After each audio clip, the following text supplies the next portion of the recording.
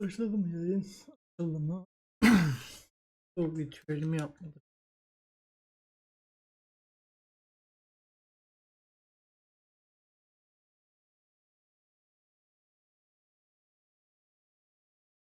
Evet. Hoş geldiniz. Sonunda belki belki eğlenceli bir oyuna geçiyorum. Belki zevk alabileceğim bir oyun. Kitaplarını da okudum. Niye Rusça'ya döndük? Türk geçmişken evet.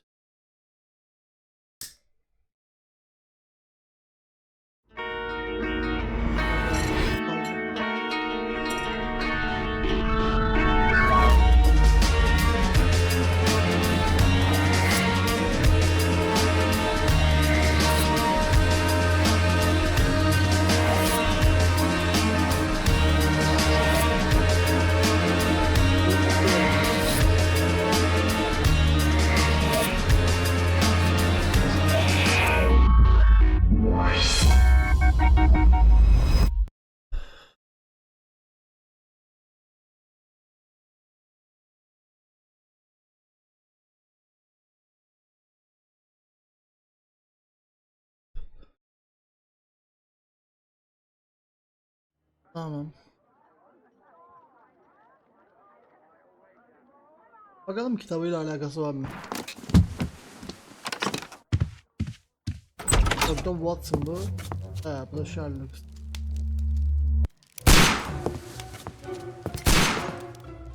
Bende mi? Yok.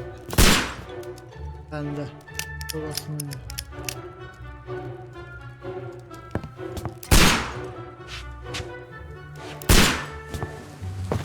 Holmes, will you stop that?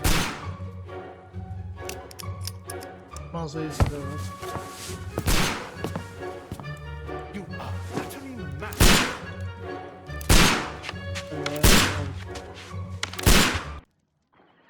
Ne yapıyorsun amına koyayım? Stop, Holmes! Is that you, Watson? Yes, of course it is.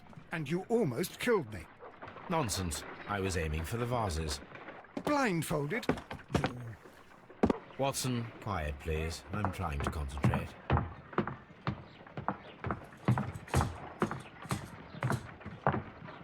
Polis. Polis mi? 9. katta alın. Yetiş. Ah, Lestrade. What is it this time? He can see me. Well, here it is, and it's a good one, Mr. Holmes. A gentleman by the name of Peter Carey, Peter also Carey known as isminde Black beyefendi aynı Peter, zamanda been murdered. olarak A sailor, most probably. denizci. What happened here? Nereden biliyor? Oh, Mr. Holmes, how could you? It's the only exercise I've had all week.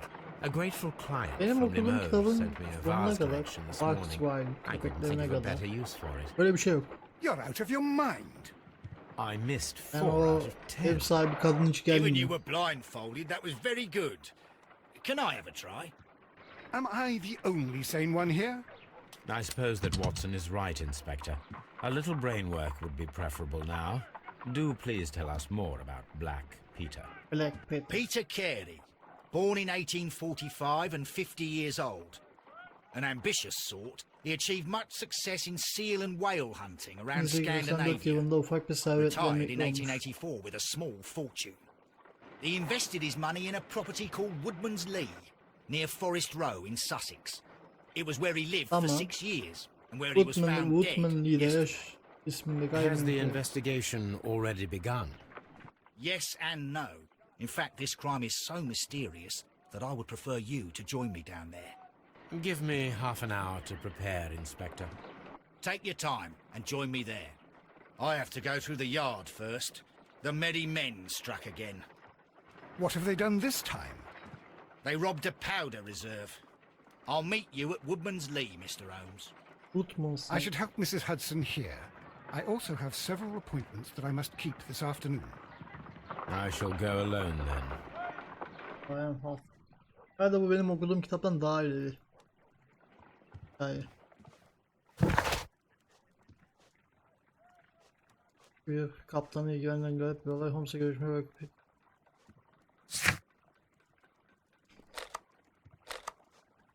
haber gözüküyor.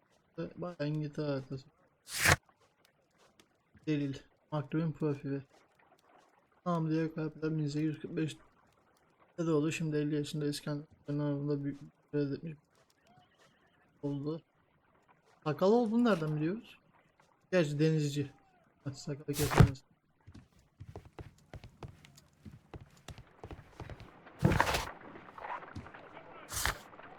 Tamam, üstümüzü değiştirmeyeceğiz mi dayı?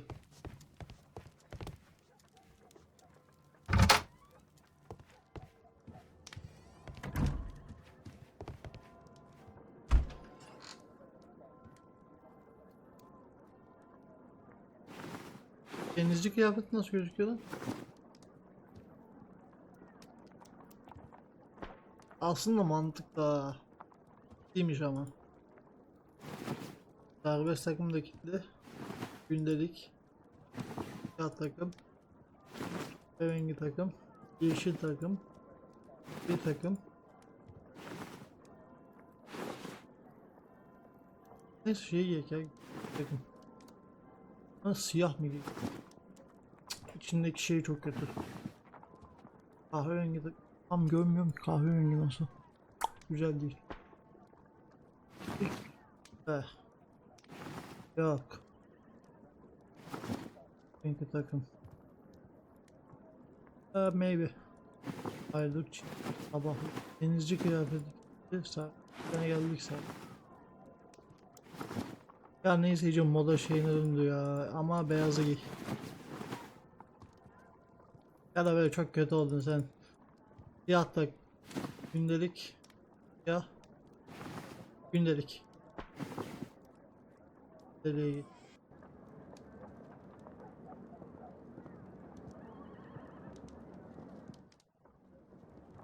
Bakayım nasıl oldu. Fena değil.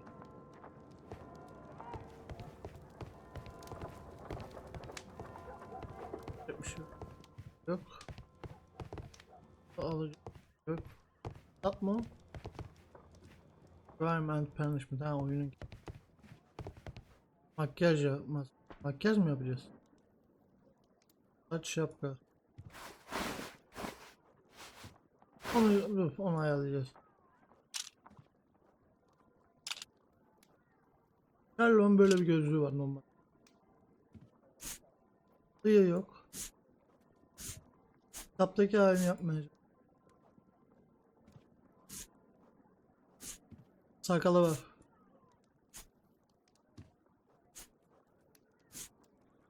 Bu şekilde miydi? Bu değil. Bu da değil. Bu da değil. Bu da değil. Bu yakıştı ama. Bu da değil. Ha, bu. Galiba bu. 14. 14 akılda kalsın. 15. 16. 14. Şapka. Saç veya şapka değil. Saç ya da anlık ya da şapkası. Ama şapkalı versiyonunu giyeceğiz. Bu değil.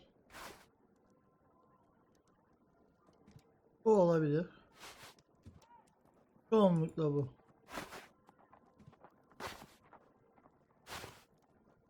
Tamam bu. Anlamıyorum. Nasıl? Hangi bir mevcut değil ya? Aa, abi. Yalan. Saça dokunamıyoruz. Gözlüklerde bunu takıyoruz. Tekitlik. Bir şey yok. Sakallarda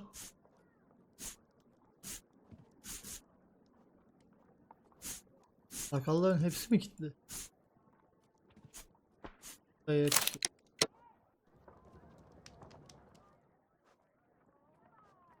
Bakayım lan değiştirebilecek. Sadece değiştiremiyoruz. Sadece bu şapkayı. Bir gerçeklik bakmıyor ki. Sakalla bir şey yapabiliyor muyuz? Sakal önemli benim. Hiç mi bir şey yapamıyoruz? Yapamıyoruz. Tamam öyle. Hem sonra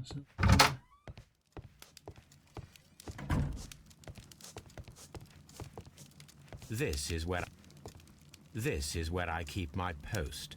This is where I keep my tamam, post. buraya koyalım. My archive. I can always consult with it if needed. Watson'ın odası. Adamın odasına öylece daldık ha.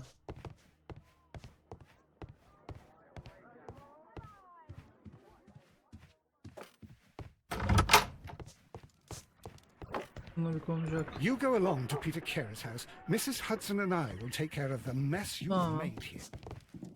Abla sen What a mess! What a terrible tamam, mess! seninle konuşmaya gerek yok. Watson'ın iyi.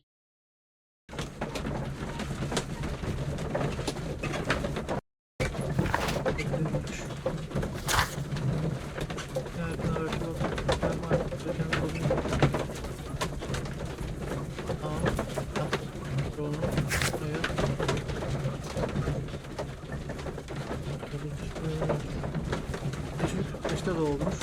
7 yaşında 84'te emekli oluyor. Şimdi 50 yaşında. Ölüyor. Her yere.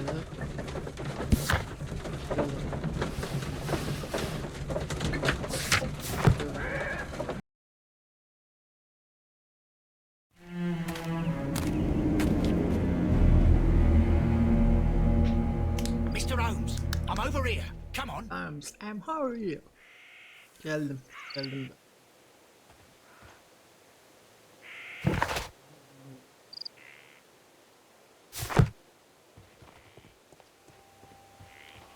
It seems that the garden was well maintained.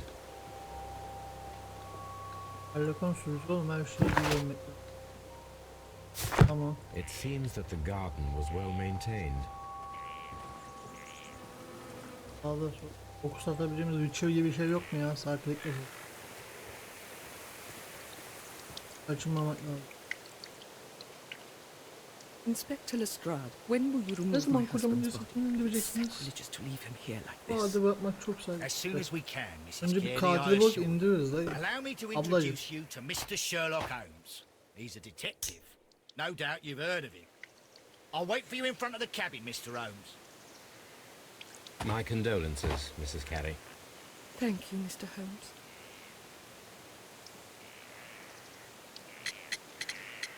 O an dışı bir şey oldu mu? Ceset ne zaman bulup? Bahçıvanınız var mı? The garden is very large and well maintained. Do you employ someone to look after it?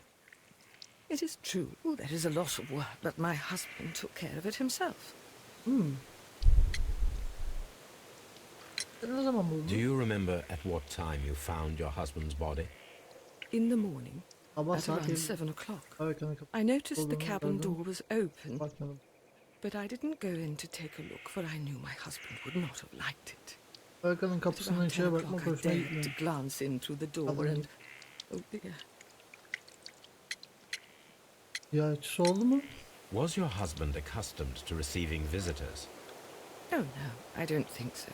I mean, he didn't really have many friends. He lived quite an isolated life here. Sessiz saat after daha his sakin retirement. bir hayat yaşıyorsun. O an dışı bir şey oldu Madam, mu? can you tell me if you saw or heard anything unusual upon the night of the murder? At 2 o'clock in the morning, I heard a terrible scream. But I thought nothing of it then. He would scream all the time when he was drunk. Tamam, sağlamdı. Sağlar. Böyle içiyor. Can you please tell me what occurred on the evening of the murder? Well, Peter got drunk in the Tamam, evening. berbat He bir was in such ötüydü a bunu. terrible Genelde bir temper. zamanlarda da sızana Usually kadar whenever that barikasında happened, içerdi. he'd stay all night drinking in his cabin before passing out. Barika o yüzden senin girmeni istemiyor, zaten sevmiyor. Ben de konu...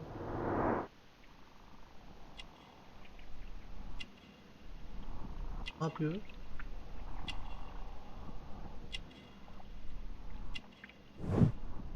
Taş. Ha, bayağı inceliyoruz.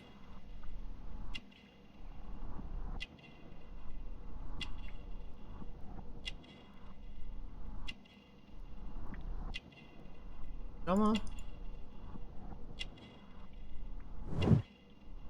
Sözü kesmeyi. Dindarlar yani. Başçı eldivenleri. Tepeli baştan. Bu şey. Kuş.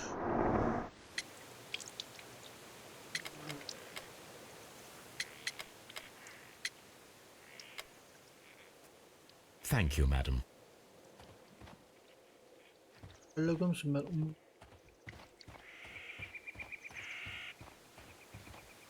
Mr. Holmes? Arkaya girmemiz lazım burasıysa.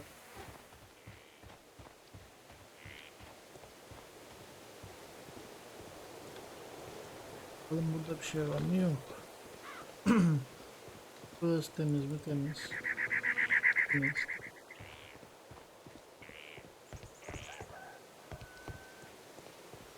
Ha, aşağı gidiyor. Bekleyin 2 dakika.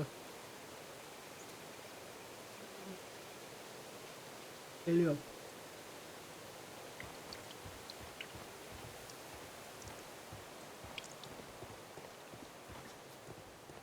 Tam bahçeyi dedik. The door is locked. Wait just a moment, Mr. Holmes, and I'll open it. I locked it yesterday to ensure that Kesin no gelip one shall enter oynadı the o cabin içerideki and tamper with the evidence. delilerle. Good thinking. Hello, hello, hello. What is it, Lestrade? It seems to me that someone has tried to force it, Mr. Holmes. Let me see.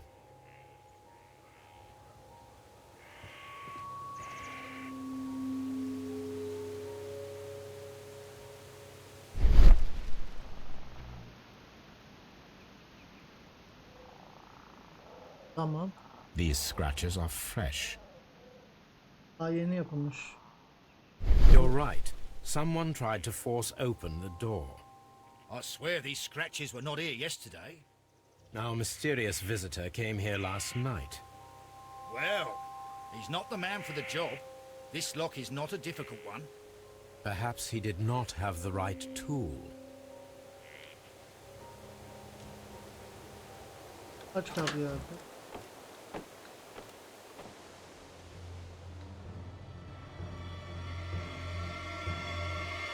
What a terrible way to die.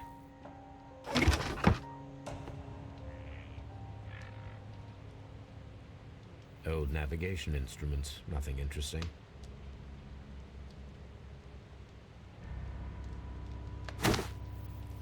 Peter Carey's boots. They look to be a size 8. 8 numara derken 8 numara nasıl giyebilir bir elçi? Harpoons for hunting Aynen whales. ağlamak. The ship's logs of the Sea Unicorn for the years 1878 to 1884. Peter Carey was her captain.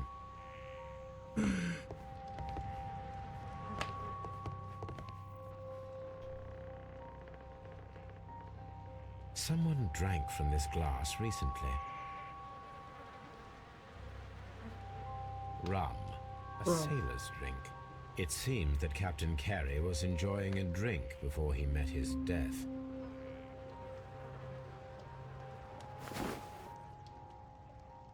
The initials PC, yes. PC have been crudely burned. A sailor's work. The initials P. Tamam. Gönderme ha.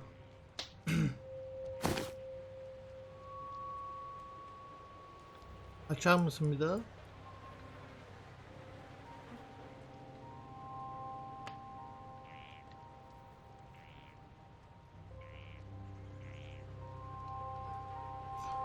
Açsana bir daha böyle. Ha. This aroma is familiar, but to recognize it, I...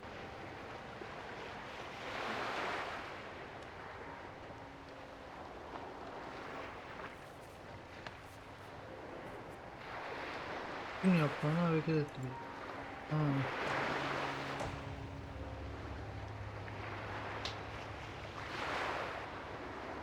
Tamam.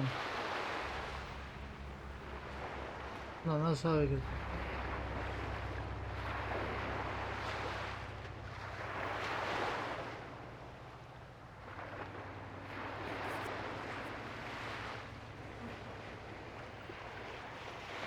Tamam. Aha oturdu.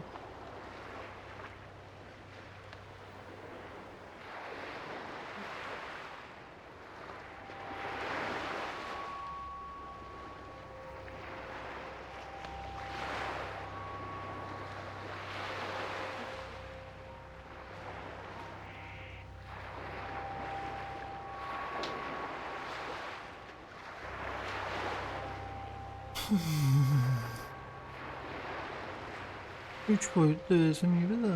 Böyle gibisi fazla da. Tamam.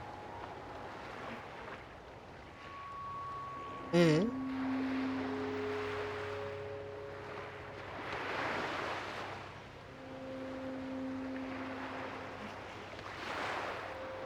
şey,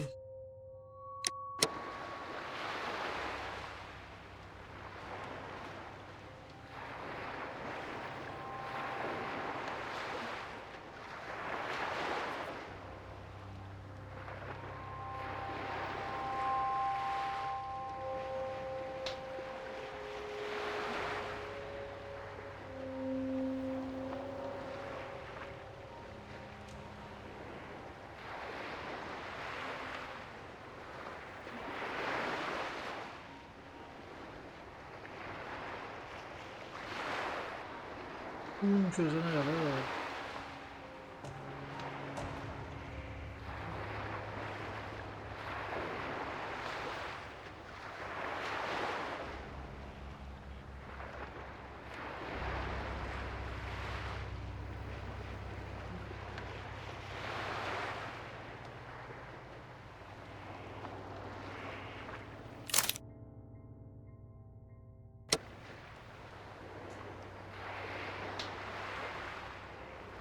Hayır, bu tütünün kokusu önemli, bunu bulmam lazım.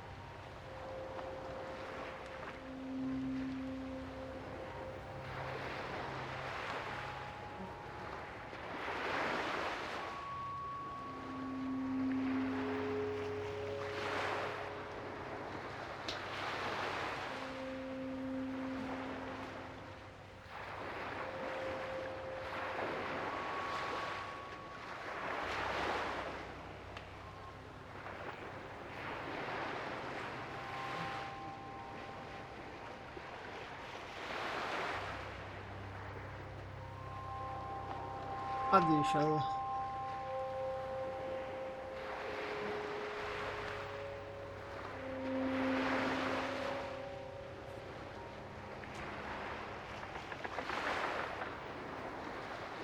Oğlum bunu oynatabiliyor muyduk? Açtı, niye söylemediniz bana?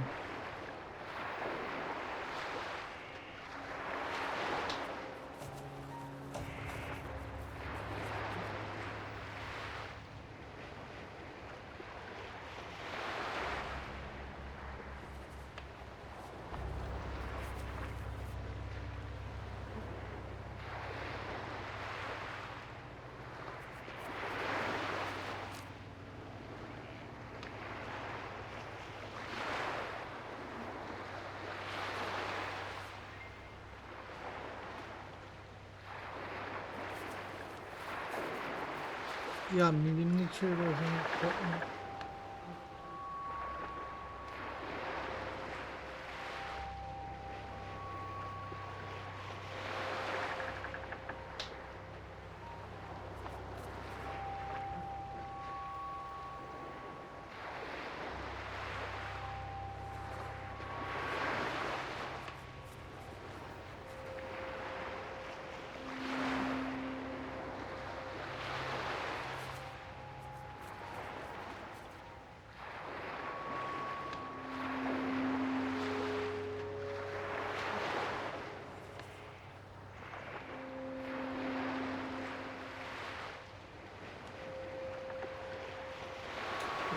Böyle abi.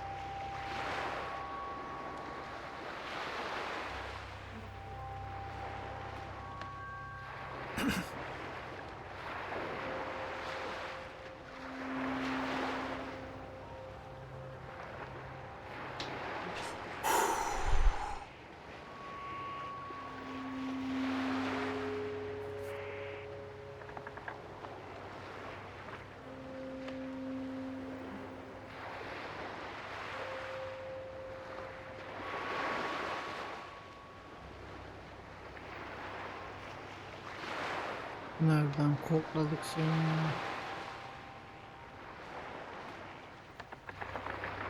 Oturdu.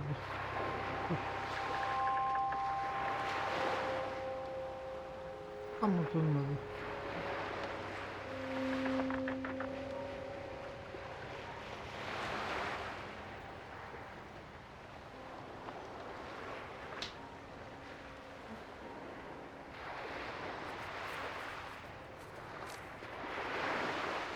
Ah.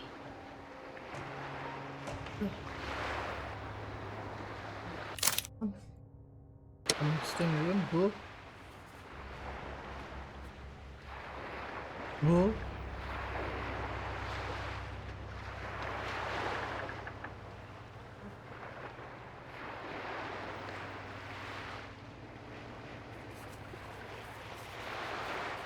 Oğlum bu da tam oturuyor bu işte.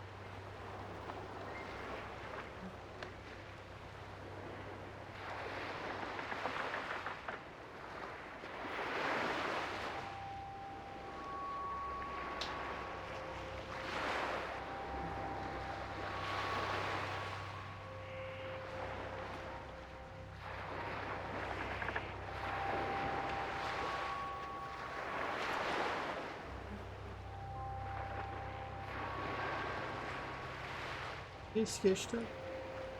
Çok kokuyor dayı.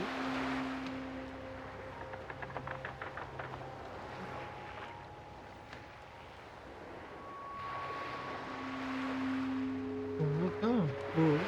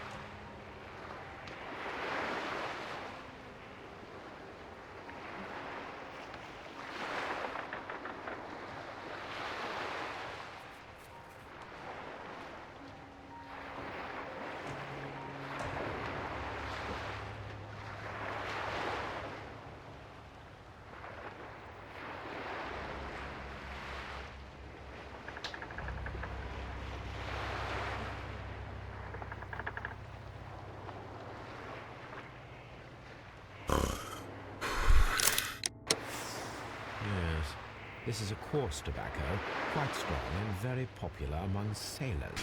Space'e bastım. Yumuşamı alayım.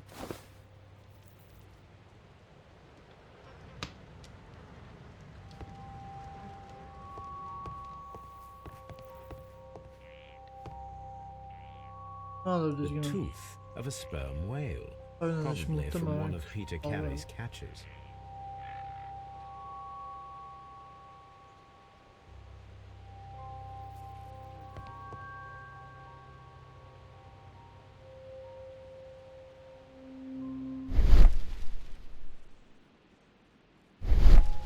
Hammerfest.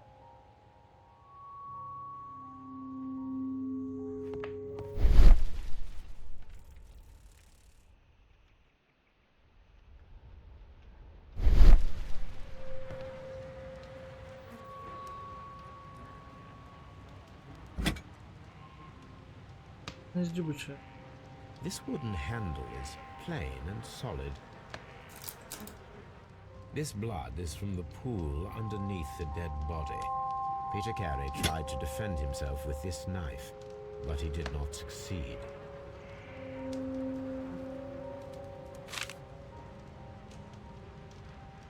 JHN are probably the initials of the owner of this notebook. Şey.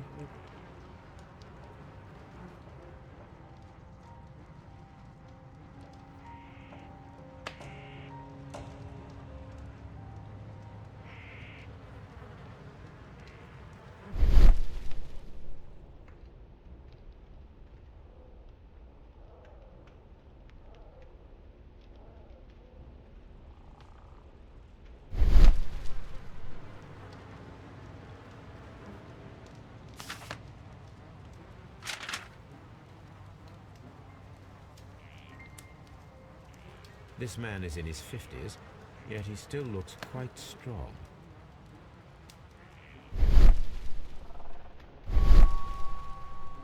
The weapon fully penetrated the body. The force of the blow was immense. Peter Carey was fully dressed.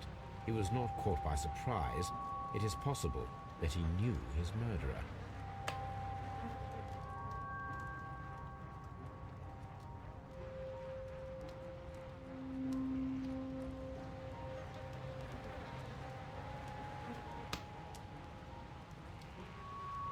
Peter Carey was impaled to the wall by a whaling harpoon.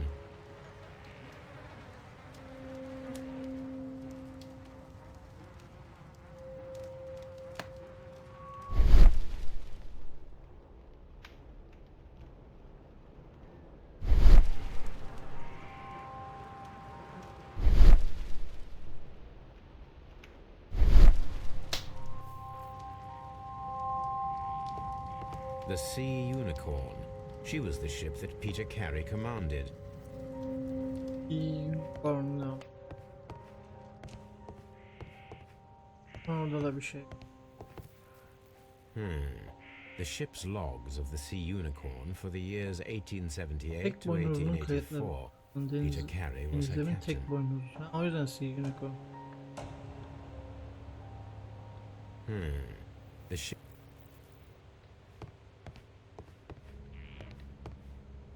Tarafı inceledim.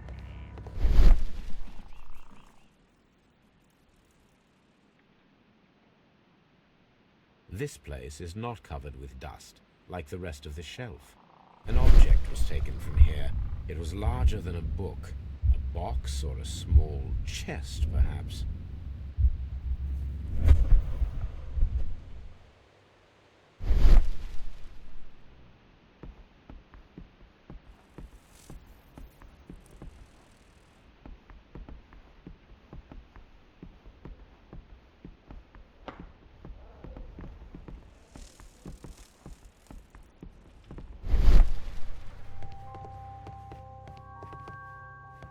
Aa, Have you finished inspecting the crime scene? Mr. Holmes? girmedik mi ya?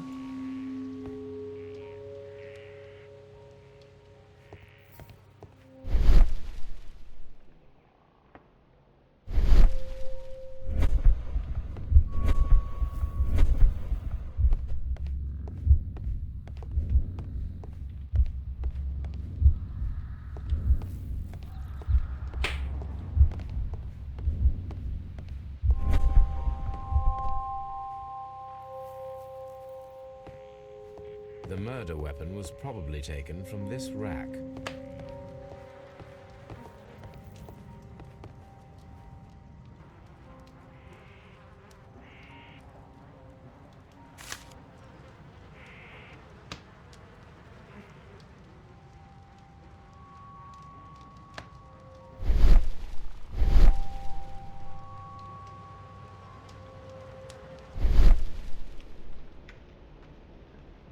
Bunu açabiliyor muyuz?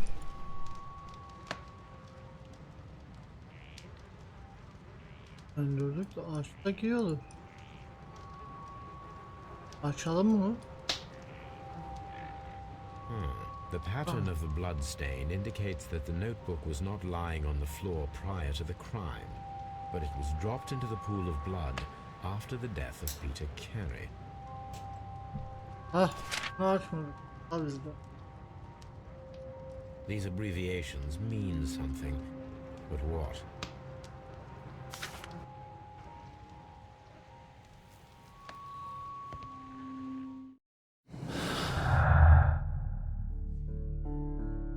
Oo, gelmiş bu. Duam. Vallahi girmez. Bahçıvan yok. Çok döktü. Ha. Lan ne yapıyorsun? Bir dakika bir daha aç.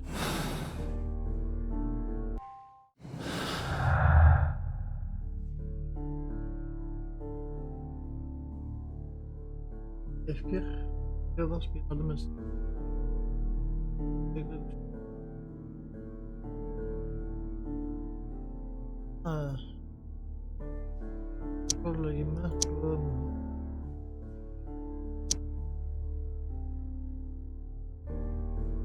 Nokta diyor. Bu genç olsa. Baskın. Ha! Someone was here yesterday. They attempted to force the door to gain entry.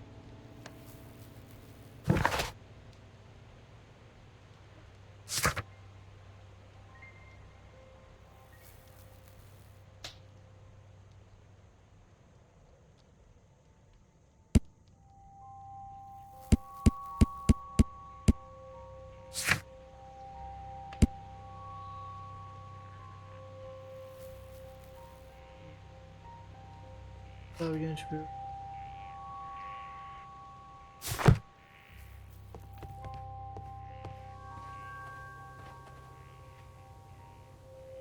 Well, Mr. Holmes, what do you think? I think that we are lucky And why is that? because of last night's attempted break-in. Oof, you've lost me. It is very probable that whoever came here hoped to find the door open. They tried to force it with a knife Çakmadı blade, abi. but they Ama failed. ama ne What yapacaklar will ne they zaman? do? Why Evet. return tonight, when they will be better prepared? Aha. So what do you propose? Anlamadım bunu We işte. shall remain on the outside, near the window, where we stand the best chance of catching sight of our visitor. Well, gentlemen, ready your pistols. We have a long night ahead of us.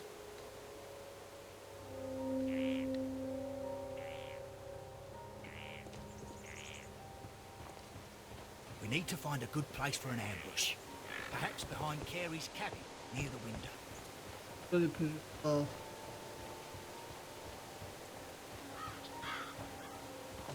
This looks like the perfect hiding place.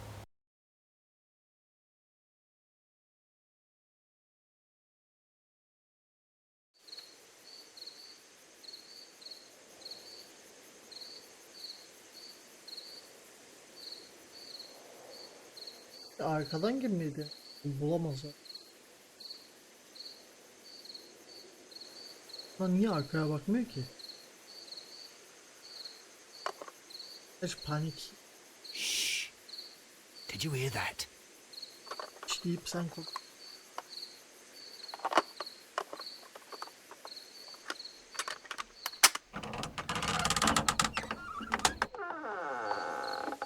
There's someone there.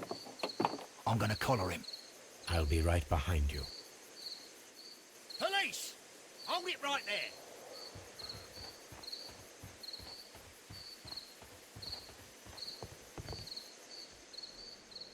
All right, my fine fellow.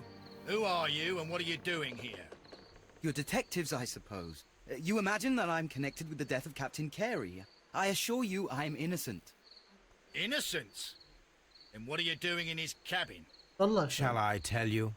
You came to retrieve what you had lost after killing Peter Carey, but we were here waiting for you. What is your name? John Hopley Nelligan, but I didn't... Do you deny that you came here yesterday? No, but yes, it's just that I couldn't... I'm tired of this. Off we go to the yard. Tomorrow, I'll see that you're put in front of the judge. What? But you can't! I'm not... It's a terrible mistake! Enough. You can explain all of that to the judge. Yapmadı. You're coming with me to the yard. Ya yüzünden belli yapmadı. In light of recent events, it seems evident that your coming here was unnecessary. All the same, I'm very grateful to you, Mr. Holmes. You are welcome, Inspector, but please don't be too hard on our young fellow. I would like to question him tomorrow morning.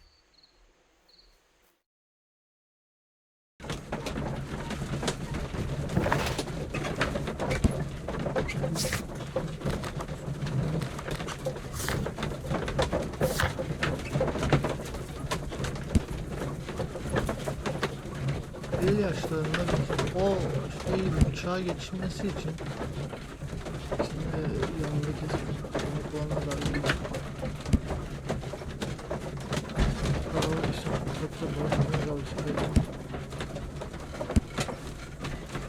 bahçe çok özüm de gene yetenekli bir bahçıvan işi.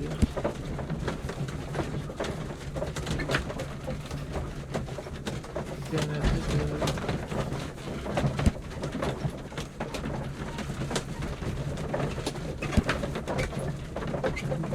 8 numara Wolfie.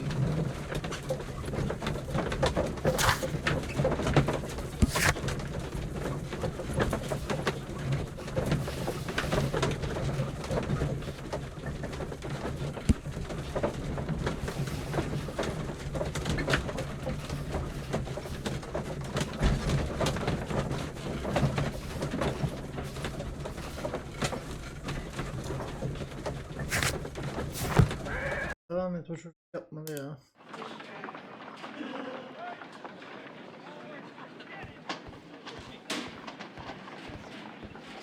Mr. Holmes? Good morning, Mr. Holmes. Can I help you? Good morning, Constable. I would like to speak to the fellow who was arrested at Woodman's Lee last night. Ah, the young man. He's waiting in the interrogation room. You can go straight through. His belongings are held in the evidence room. Thank you. Önce kanıtlar olasın. Andayı kanıtlar olasın. Mr. Holmes? Kontrol. Evidence. Kanıtlar olasın işte.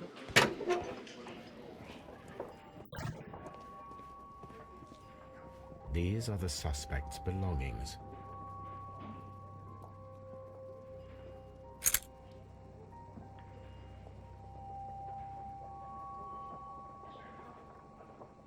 From R. Dawson. To my friend and partner, 1883. Dawson. I've seen this name before. Perhaps my archive holds the answer. Oops.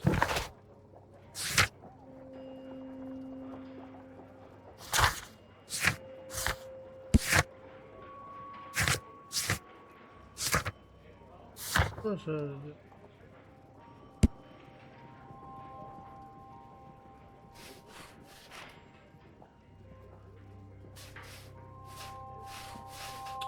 Konuşma.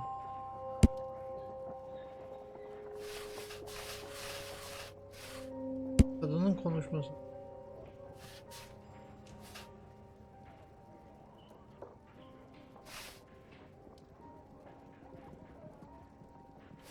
Hocam ilgilen.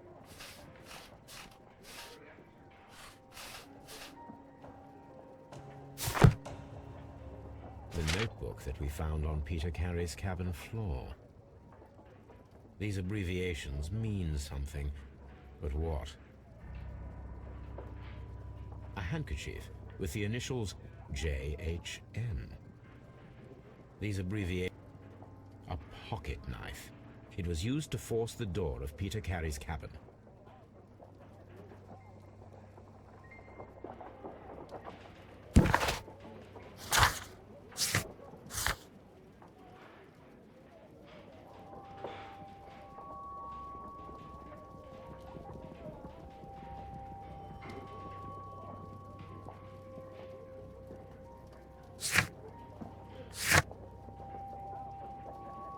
Arşivlerde anam.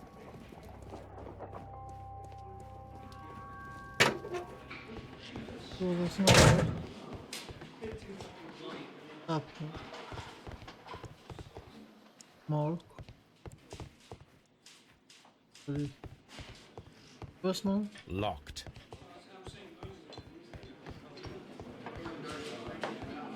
Mr. Holmes?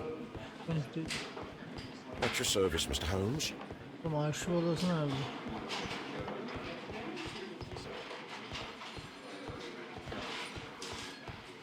Locked.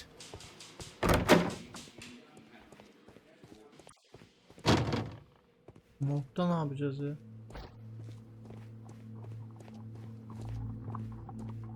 Bize göre bir şey yapabiliyoruz herhalde.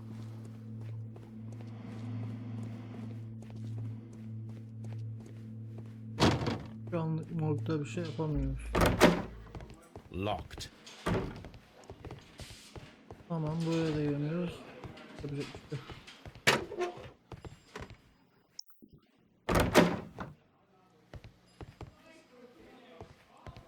Mr. Holmes?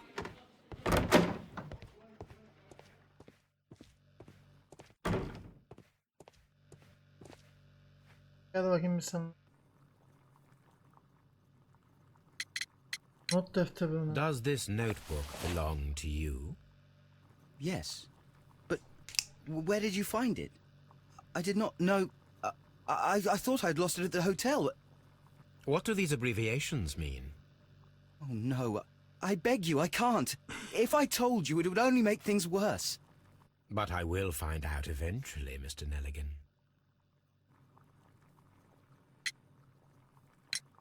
The police seized this valuable ring from you. Whose is it? I didn't steal it from anyone. It has always belonged to me.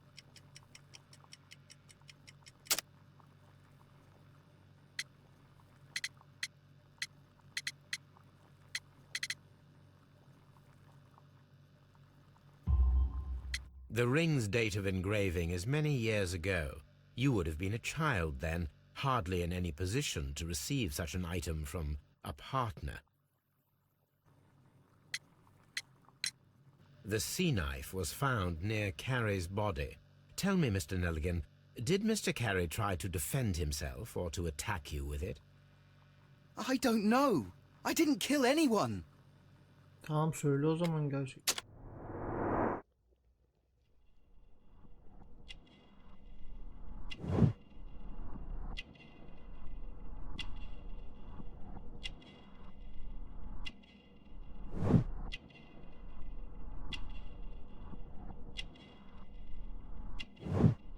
Pahalı kumaş. Yama yapımı.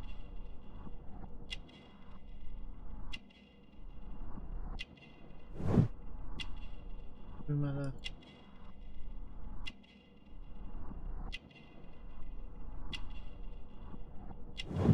Ne oldu? Tamam. Boğazda.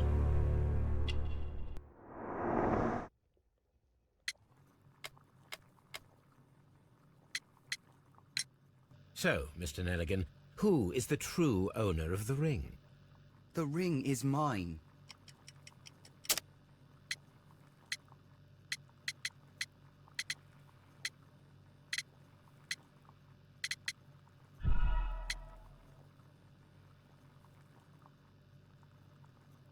So, Mr. Nelligan, who is the true owner of the ring? The ring is mine.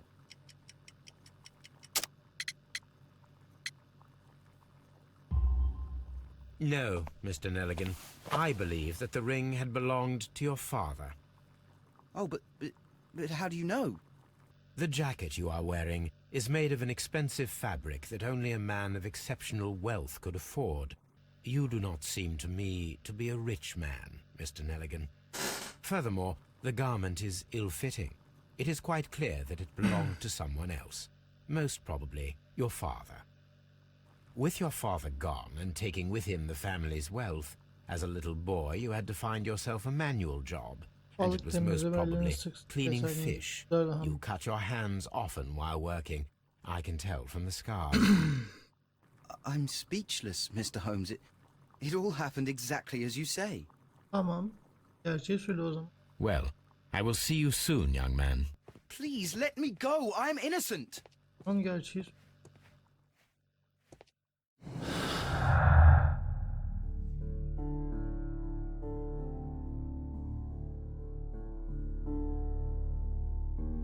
Katil kovmak için garip hızlı bir içgüdüyle hareket etti. Gelmedi bir şey.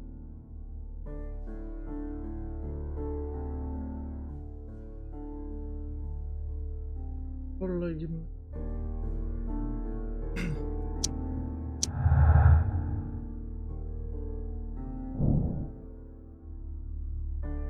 Farkın kan bildiğini bir almak dolayı çok eğlenmiş. Dolayı inmeye çalışan kişi. Dakika.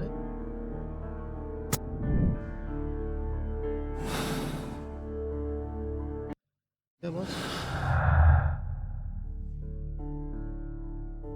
çıkışı falan yok.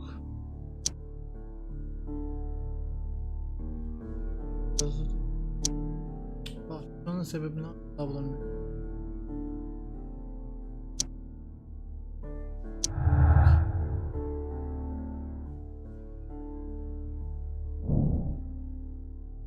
Neymiş öyle tecrübesi? Buna ne kadar öyleydi. I need to stage a reconstruction. I'm sure that Watson would be happy to oblige. Ne diyeceğim peki? 12 şey. Evet.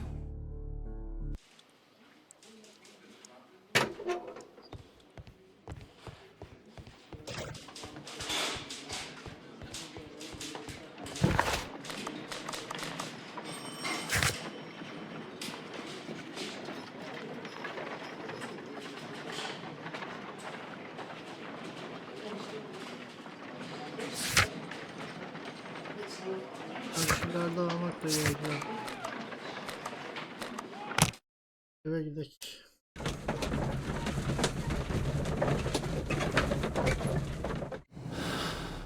Tamam ben öyle yapayım.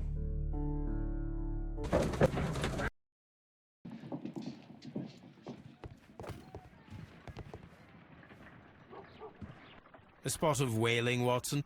Would you care to take part? Are you serious? No. But we do need to clarify what happened on the night of Black Peter's murder. A reenactment, then? Is something bothering you? The sailor's knife, Watson. Why was it on the floor? Peter Carey attempted to defend himself? It is possible. But if that is the case, then it alters many things. I don't quite follow you. Tell me, my friend, what is the animal closest to man? İnsan en Morphologically, yakın I olan mean. maymun. Ah, I see what you're getting at, Holmes. You asked me that once before. On the Ripper case, I believe. Do you want to slit Domuz some mu? more pigs' throats? No. Thank goodness for that. I wish to impale one with a harpoon. Wonderful. Watson, let us pay a visit to our butcher friend in Whitechapel. We require the carcass of a well-fed pig. And the harpoon? One of the harpoons on the wall of Black Peter's cabin should do quite nicely.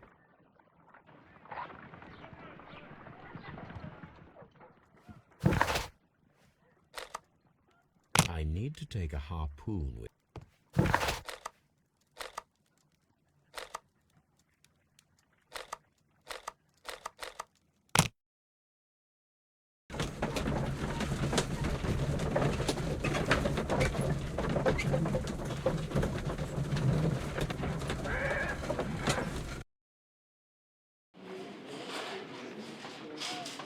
Değişimi yanlış yere gitti.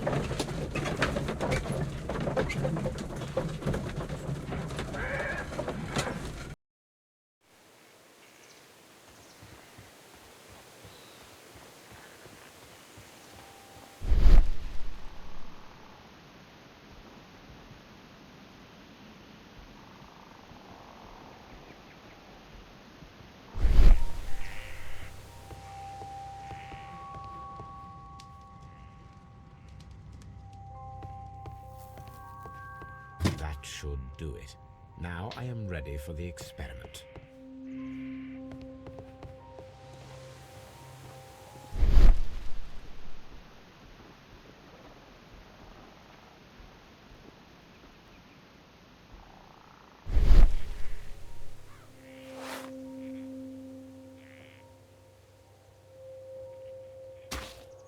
These boots don't match the footprints. These footprints appear to be quite large.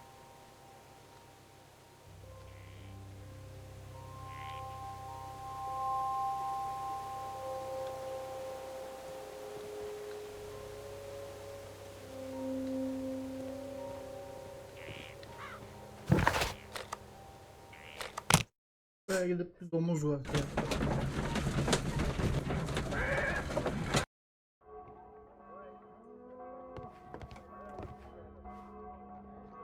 Well, Here we are in the preparation room.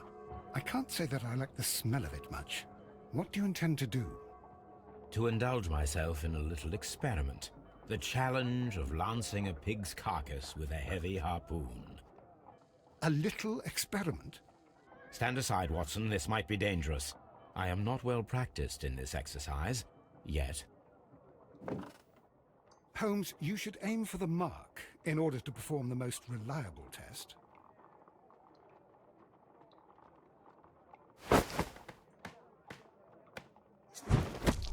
Holmes, you should try to aim better and throw as hard.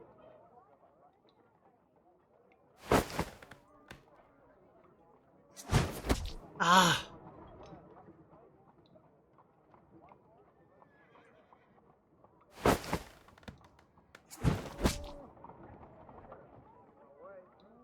Tam tutuyor gibi oluyor.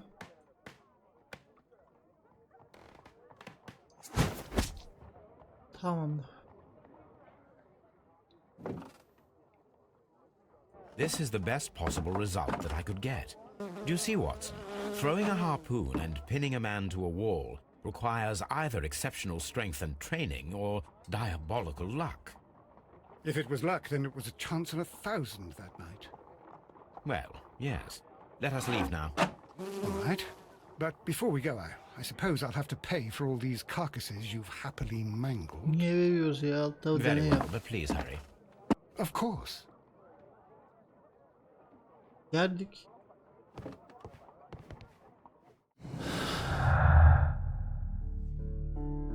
Olmadı. Tamam.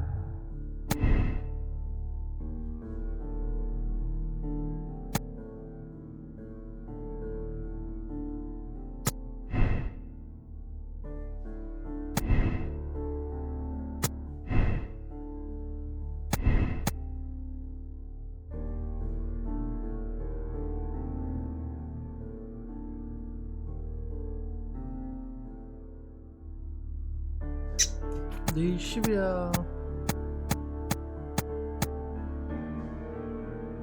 İlkinde kaçırdı ama. Bak. Bunun gücü olması lazım. Bakacağız.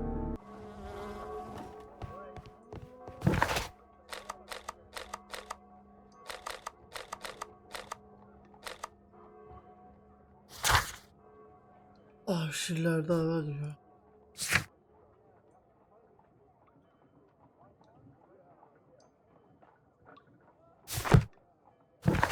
Eve mi gidelim? Yakın.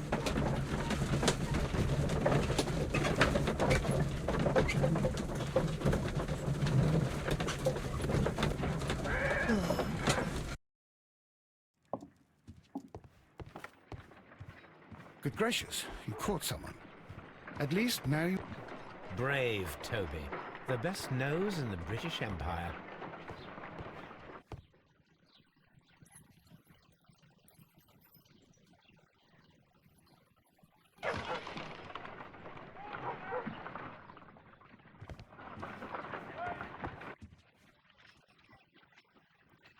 Bana bakmaya gelecek misin?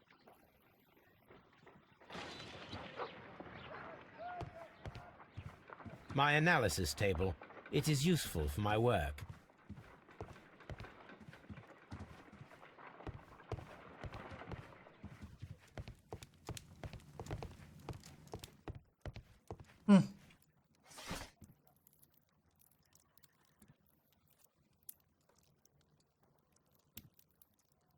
Sanat ve mimarlık.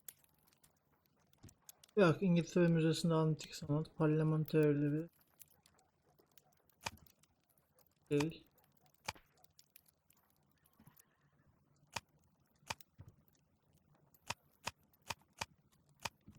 At. That is not the one I need.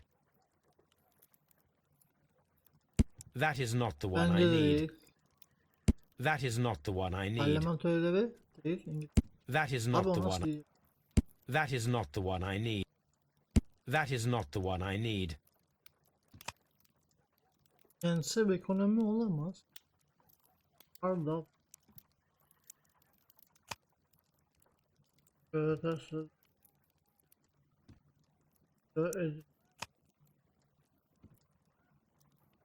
That is Napolyon, Roma, that is not the one I need.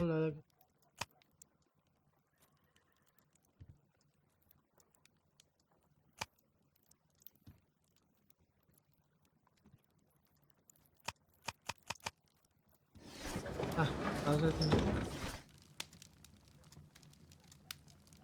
Dayı bir Dawson ve Nelligan iflas etti. Dawson ve Nelligan yatırım fonlarına iflas etti. Nelligan ortaklıktan kayboldu.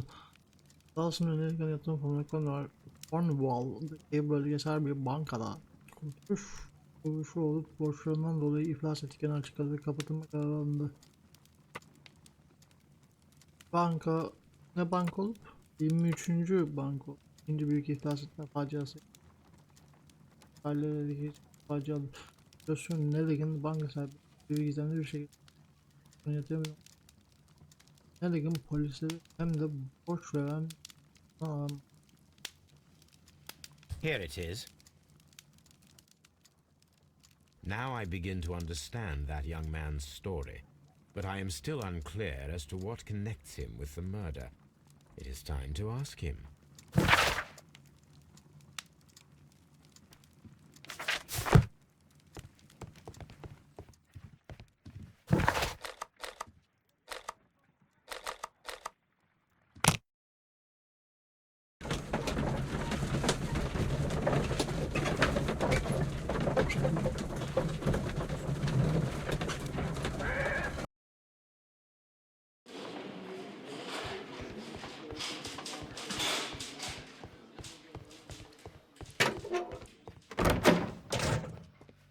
Gel bakalım. I have heard the story of Dawson and Nelligan, the West Country bankers. Yes, Joshua Nelligan was my father. I am aware that it had a bad ending. When the bank failed, it ruined half the families of Cornwall, whereupon Joshua Nelligan disappeared. My father was under extraordinary pressure. Dawson had retired. I was only 10 years of age at the time, but it was still old enough to feel the shame that befell our family. My father was convinced that he could pay off all his debts if the creditors gave him time. He set sail for Hammerfest in Norway in his small yacht, just a few days before an arrest warrant was issued. He left my mother a list of the securities he was taking. No word was ever heard from him again.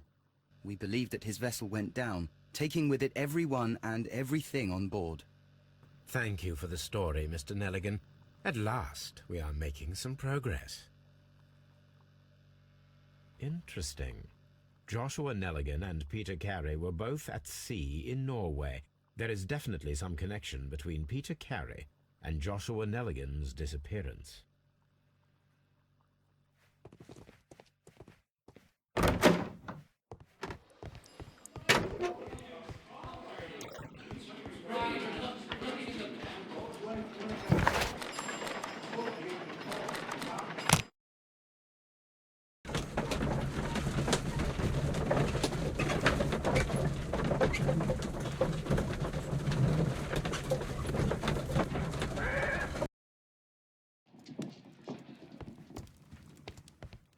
My archive. Kayıtlarını inceleyeceğiz My mi? archive. Şurada ilgilenmiyor. Kayıtlarını incelemeyeceğiz.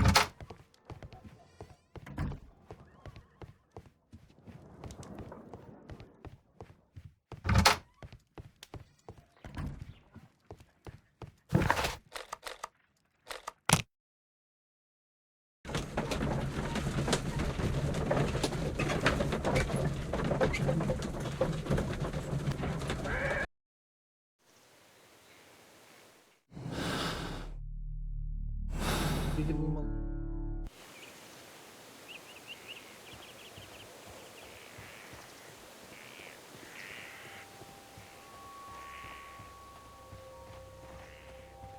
Bir şey.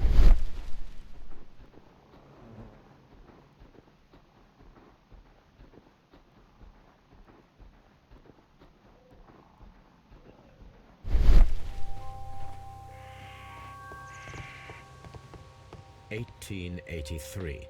That's the one I need. This is the crew list of the Sea Unicorn. Birinci zabitenin ikinci zabitçi Yemdansın dümenci Patrick Üstünce tamam.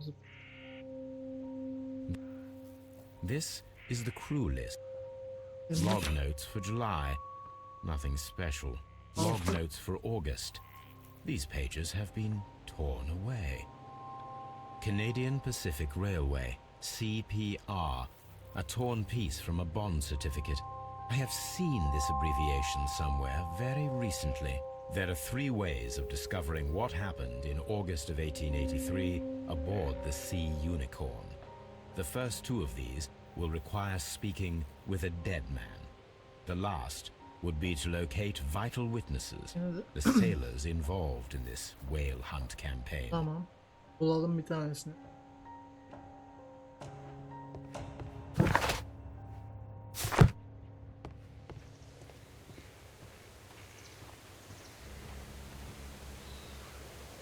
These footprints appear to be quite large.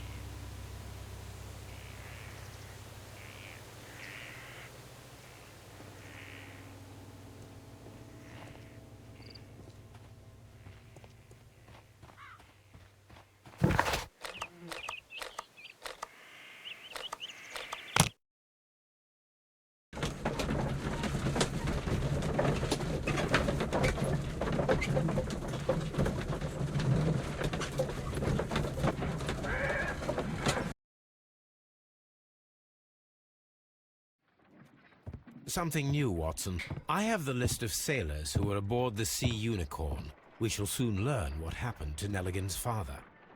I have only to find them. Let us hope they are still working at the harbour. I think that if you pretend you're from Scotland Yard... I doubt it, Watson. And really, I would prefer that all of this remains quiet for now.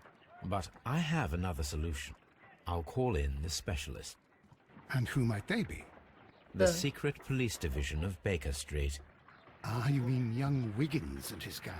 Ah, Wiggins. Yes. Believe me, you'll receive more useful assistance from these little urchins than from a dozen yard detectives. Those children are everywhere. They see and hear everything, and they are cunning. All they lack is organization. I'll summon them. How will you do that? There is always a watch beneath our window. I have only to call him.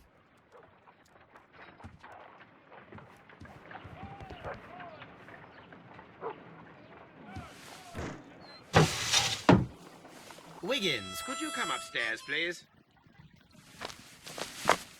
At your service, Mr. Holmes.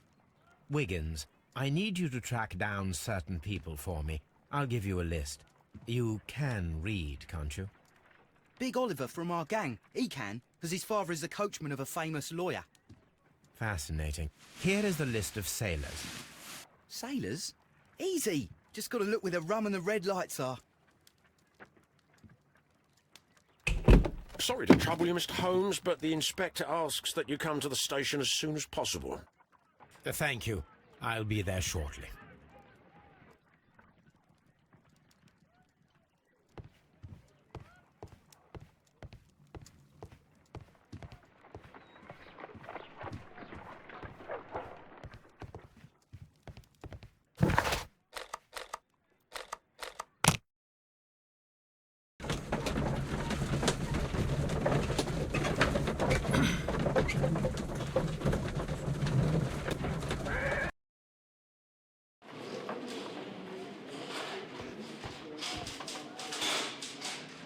Mr. Holmes, I'm glad to see you. As always, what happened? We have a new suspect, Liam Hurtley. I'm thinking that this case will be resolved very quickly now. Interesting. Pray tell. Well, the constable that I left at Woodman's Lee noticed a suspicious individual prowling around during the night. Do you have him here? Yes. He refuses to speak with us, but we'll make him talk. Let us hope so. Ah, yes, and one more thing. The constable told me that at the time of his arrest, the fellow was writing a letter. Do you have it? Of course. It's in the evidence room, at your disposal. Admit them for once, Mr. Holmes. Scotland Yard is a step ahead of you. Aha. Breathtaking. Tabii.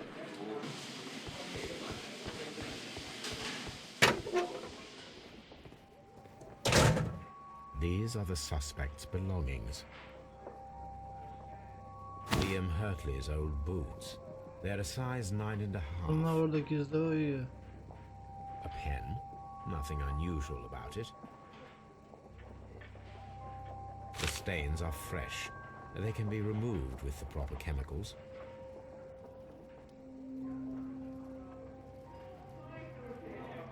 These are the suspect's belongings. I wonder if these are connected.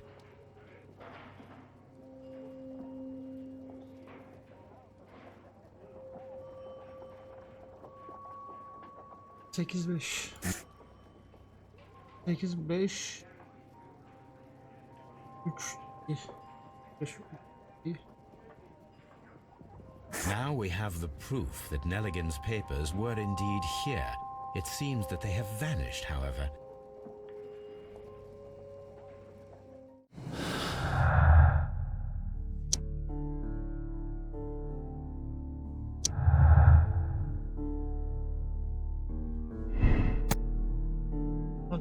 Maktub kamerası almak için.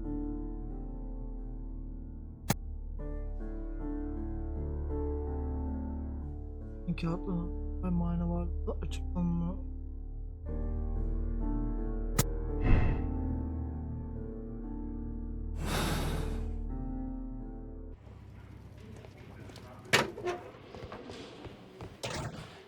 Değil mi? Şunları konuşalım mı abi? Nerede? Please escort this suspect for interrogation. Allow me to introduce myself. My name is Sherlock Holmes. I would like to ask you a few questions. I've already told the police that I've nothing to say. And you're not even part of the police. Precisely, and considering your situation, it might be wise to speak with someone who is, shall we say, rather more neutral. You are a suspect in a murder case. I know. Inspector Lestrade told me. It's ridiculous. Could you at least tell me who you are, and exactly what happened that you should be brought here? My name is Liam Hurtley. That I can tell you. But you're not getting any more than that. Aldım bile. Well, we shall see.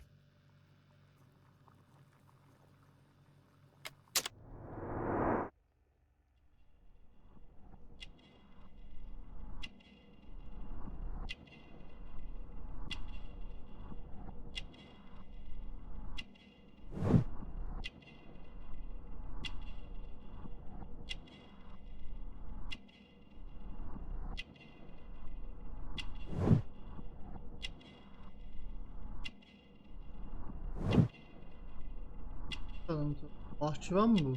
Bu onun bahçıvanı bu yaptı.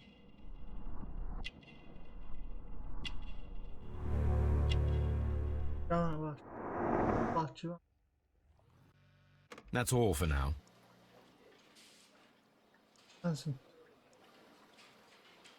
Please escort this suspect for interrogation. Seninle bir daha bir konu.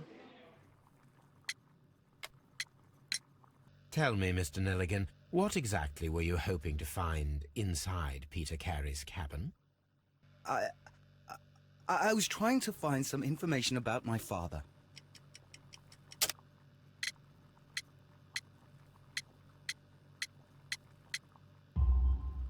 I assume you had another purpose, to retrieve the bond certificates.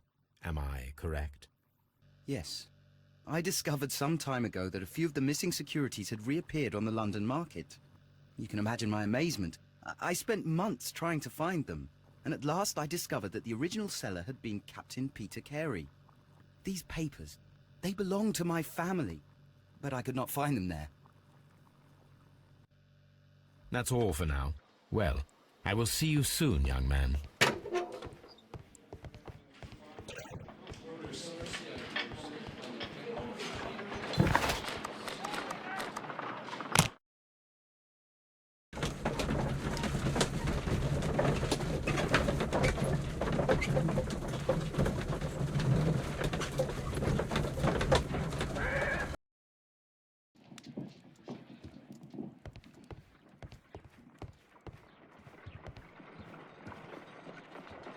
Bak.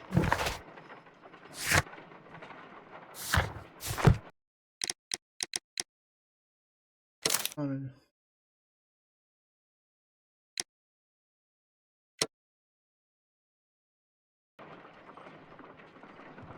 Buraya geldiğimde kayıt almıştı o. Kapıdan geçtim.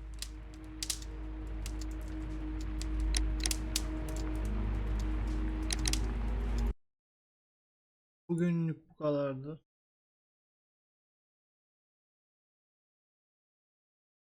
Sanın sonunda bu zevkli bir hikaye başladık bu arada ya. Metrodan sonra bu çok iyi geldi. İlaç gibi geldi.